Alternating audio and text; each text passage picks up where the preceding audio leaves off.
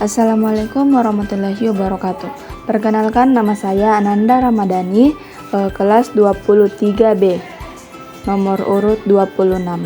Saya akan membacakan materi evaluasi pendidikan, pengukuran kinerja pendidikan, dan meningkatkan mutu pendidikan melalui evaluasi. Baik, saya akan membacakan materi pertama, yaitu A. Pengertian. Evaluasi pendidikan merupakan proses untuk mengidentifikasikan masalah, mengumpulkan data, menganalisis data, menyimpulkan hasil yang telah dicapai, menginterpretasikan hasil menjadi rumusan kebijakan, dan menyajikan informasi atau rekomendasi untuk pembuatan keputusan berdasarkan pada aspek kebenaran hasil evaluasi. Evaluasi pendidikan memiliki beberapa keuntungan, seperti meningkatkan mutu pembelajaran, memperoleh informasi yang akurat mengenai kinerja siswa, dan membantu dalam pengambilan keputusan tentang kualitas pendidikan. Yang kedua, saya akan membacakan bagian B. Jenis-jenis evaluasi pendidikan yang dapat dilakukan meliputi 1. Evaluasi diagnostik dilakukan untuk mengidentifikasi kesulitan belajar yang dialami peserta didik, menentukan faktor penyebabnya, dan menetapkan cara mengatasi kesulitan belajar tersebut. Yang kedua, evaluasi penempatan dilakukan untuk menempatkan peserta didik sesuai dengan bakat dan kemampuannya masing-masing. Yang ketiga, evaluasi formatif bertujuan untuk mendapatkan umpan balik bagi usaha perbaikan kualitas pembelajaran dalam konteks kelas. Yang keempat, evaluasi sumatif dilakukan pada akhir program untuk menentukan nilai yang melambangkan keberhasilan dari program yang telah dilaksanakan. Baik, saya akan membacakan materi yang ketiga, yaitu C.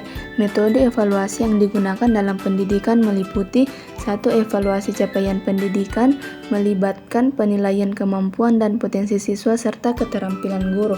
Yang kedua, evaluasi program pendidikan mengevaluasi implementasi nilai-nilai dan efektivitas program pendidikan di sekolah.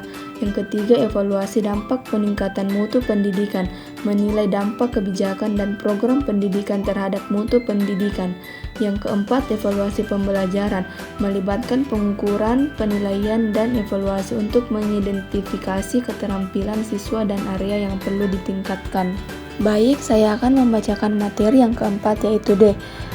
Tantangan dalam evaluasi pendidikan. Di sini terdapat beberapa tantangan yang dihadapi dalam evaluasi pendidikan, pengukuran kinerja pendidikan, dan meningkatkan mutu pendidikan melalui evaluasi antara lain, yaitu 1. Keterbatasan instrumen evaluasi, 2. Subjektivitas penilaian, yang ketiga faktor eksternal, yang keempat keterbatasan waktu dan sumber daya, yang kelima resistensi. Di sini saya akan menjelaskan 2 tantangan dalam evaluasi pendidikan, yaitu 1. Keterbatasan instrumen evaluasi. Salah satu tantangan utama adalah menciptakan instrumen evaluasi yang valid dan reliabel untuk mengukur kinerja pendidikan secara objektif.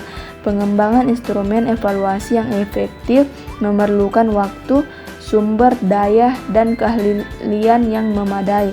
Yang kedua, subjektivitas penilaian. Evaluasi pendidikan seringkali melibatkan penilaian subjektif seperti penilaian guru terhadap kinerja siswa. Hal ini dapat menyebabkan perbedaan dalam penilaian dan mengurangi validitas evaluasi. Diperlukan upaya untuk meminimalkan subjektivitas dan meningkatkan objektivitas evaluasi. Dalam menghadapi tantangan-tantangan ini, sangat penting untuk mengembangkan strategi evaluasi yang komprehensif, melibatkan semua pemangku kepentingan, dan memastikan adanya sumber daya yang cukup untuk melaksanakan evaluasi secara efektif. Selain itu, sangat penting juga untuk terus meningkatkan kesadaran akan pentingnya evaluasi pendidikan dan manfaatnya dalam meningkatkan mutu pendidikan secara berkelanjutan. Di sini saya akan membacakan materi yang kelima, yaitu E. Mekanisme peningkatan mutu pendidikan melalui evaluasi. Berikut adalah beberapa mekanisme yang dapat dilakukan untuk meningkatkan mutu pendidikan melalui evaluasi, yaitu 1. Kolaborasi dan kerjasama. Yang kedua, pembentukan tim peningkatan mutu pendidikan. Yang ketiga, penjaminan mutu pendidikan. Yang keempat, analisis data. Yang kelima, perbaikan berkelanjutan.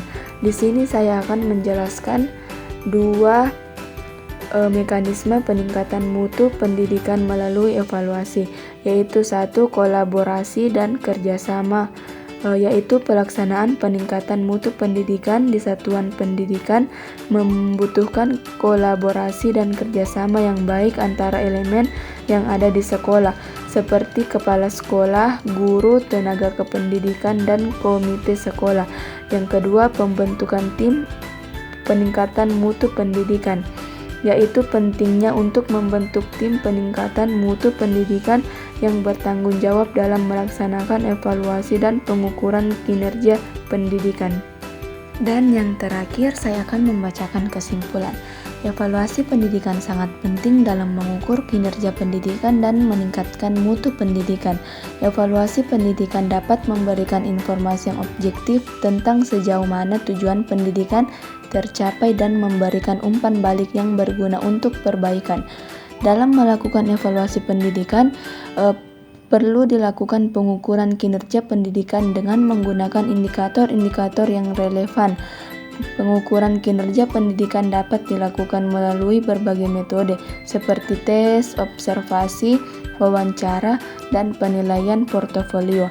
Dengan melakukan pengukuran kinerja pendidikan, kita dapat mengetahui sejauh mana siswa atau lembaga pendidikan mencapai standar yang telah ditetapkan. Selain itu, evaluasi juga dapat digunakan untuk meningkatkan mutu pendidikan dengan melakukan evaluasi secara berkala. Kita dapat mengidentifikasi kelemahan-kelemahan dalam sistem pendidikan dan melakukan perbaikan yang diperlukan. Evaluasi juga dapat membantu dalam pengambilan keputusan terkait dengan pengembangan kurikulum, peningkatan kompetensi guru, dan penggunaan sumber daya yang efektif. Baik, itulah tadi materi yang bisa saya sampaikan. Terima kasih. Assalamualaikum warahmatullahi wabarakatuh.